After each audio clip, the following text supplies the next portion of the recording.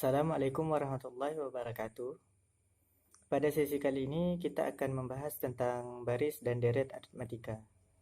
Pertama-tama, mari kita bahas tentang konsep dasar dari baris dan deret aritmatika tersebut.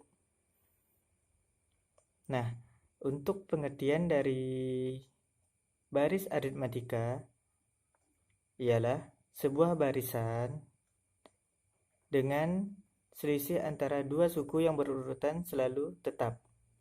Artinya, baris aritmatika itu sendiri ialah suatu kumpulan dari bilangan-bilangan aritmatika di mana di antara dua suku yang saling berurutan itu sendiri selisihnya selalu tetap. Nah, sebagai contoh barisan aritmatika seperti 2, 4, 6, 8, 10. Nah, 2, 4, 6, 8, 10 sendiri bisa kita lihat di sana antara selisih dari satu suku ke suku setelahnya yaitu 2, selalu sama. Nah, dari suku pertama ke suku kedua, dari angka 2 ke 4 selisihnya 2. Nah, dari 4 ke 6 selisihnya juga 2. Dan dari 6 ke 8 selisihnya juga 2. Nah, itulah yang disebut dengan baris aritmatika. Nah, selisih antara suku-suku ini sendiri biasanya disimbolkan dengan B. Beda antara dua suku.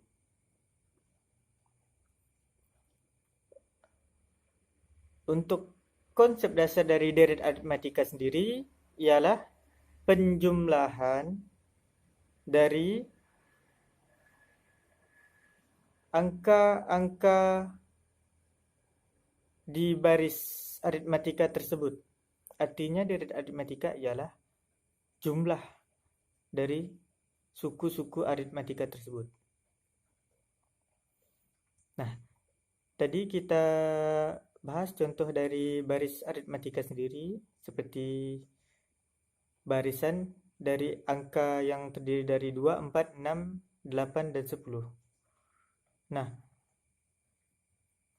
sesuai dengan definisi deret, maka berpatokan ke definisi deret tersebut, maka yang disebut deretnya itu ialah jumlahnya. Artinya, jumlah dari 2 ditambah 4, ditambah 6, ditambah 8, ditambah 10. Jadi jumlah tersebutlah yang dikatakan deret aritmatika. Nah, lalu kita memasuki ke rumus-rumus dari baris dan deret aritmatika. Kan seperti yang kita ketahui sendiri, di baris dan deret aritmatika tersebut terdapat beberapa unsur. Yang pertama, di sana ada suku dan ada selisih di antara dua suku. Seperti kita bahas tadi bahwa selisih di antara dua suku disebut beda. Nah, untuk menemukan beda, kita cukup mencari selisih antara dua suku tersebut dengan cara mengurangkannya. Maka kita akan mendapat beda. Contoh, dari baris yang kita sebutkan tadi, 2, 4, 6, 8, kita bisa mengetahui bedanya dengan cara pilih salah satu suku lalu kurangkan dengan suku sebelumnya. Seperti kita tarik suku 4 untuk mencari beda dari baris aritmatika tersebut. 4 di sini bisa disimbolkan dengan U2. Nah, kita kurangkan dengan suku sebelumnya yaitu U1, yaitu 4 dikurang 2, maka hasilnya adalah 2. Nah, Cukup sederhana, seperti itulah mencari beda dalam baris aritmatika. Nah, lalu di sana juga ada yang disimbolkan dengan A, yaitu biasanya itu akan menjadi suku pertama dari baris aritmatika. Biasanya disimbolkan dengan A. Nah, jadi kita sudah mengetahui dua komponen, yaitu tiga komponen. Suku, biasanya disimbolkan dengan U, N. N ialah suku ke yang dimaksud. Artinya misalkan suku ke-5 berarti U5. Nah, lalu di sana ada beda disimbolkan dengan B dan ada suku pertama disimbolkan dengan A. Nah, pada formula baris aritmatika seperti U ke N sama dengan A plus dalam kurung N dikurang 1 dikali B. Saya ulangi.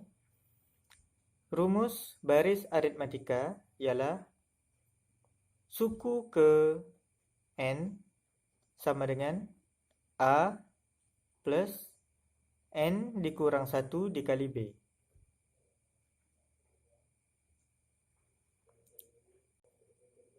Nah, sedangkan untuk formula dari deret aritmatika,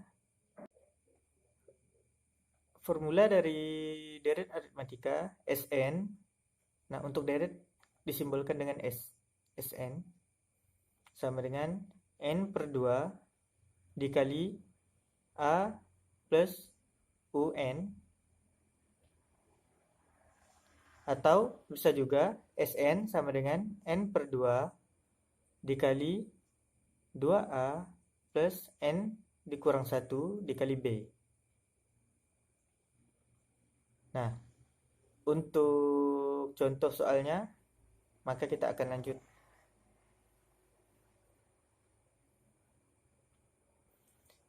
Nah, contoh soal untuk baris aritmatika. Diketahui suatu barisan yaitu 5, min 2, min 9, min 16, dan bla bla bla. Maka tentukanlah rumus suku ke N-nya. Nah, di sini kita akan mencari rumus untuk menentukan suku ke N. Nah, pembahasannya ialah pertama kita harus mencari beda dari suku-suku tersebut. Nah, selisih dua suku berurutan pada barisan 5, min 2, min 9, min 16 adalah tetap, yakni min 7. Dari manakah kita mendapatkannya? Nah, ini sangat mudah sekali. Kita bisa mengurangkan antara suku kedua dan suku pertama, yaitu min 2 dikurang 5. Maka hasilnya adalah min 7. Nah, bagaimana untuk menemukan rumus suku ke N barisan aritmatika tersebut? Caranya kita masukkan rumus baris aritmatika, yaitu suku ke N sama dengan A plus N dikurang 1 dikali B. Nah, lalu kita masukkan angka-angkanya. A suku pertama yaitu 5 plus N dikurang 1 dikali beda yang sudah kita cari tadi, yaitu min 7. Nah, lalu 5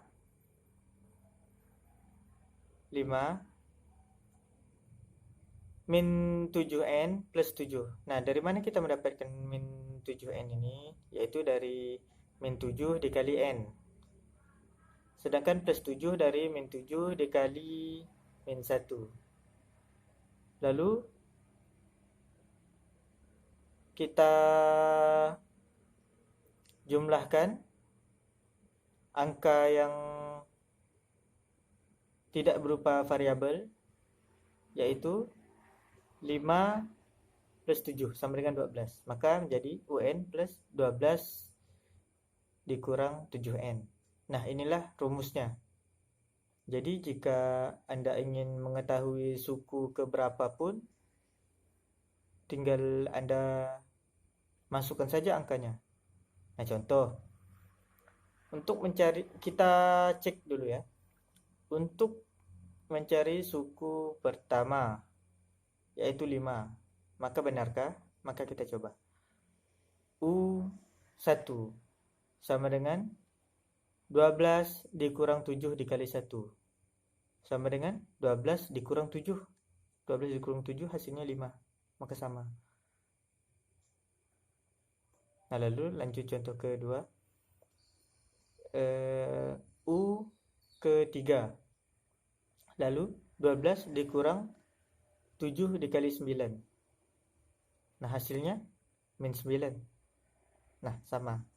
Maka untuk mencari suku berapapun, jika kita sudah ketemu dengan rumus pada barisan tersebut, maka menjadi mudah.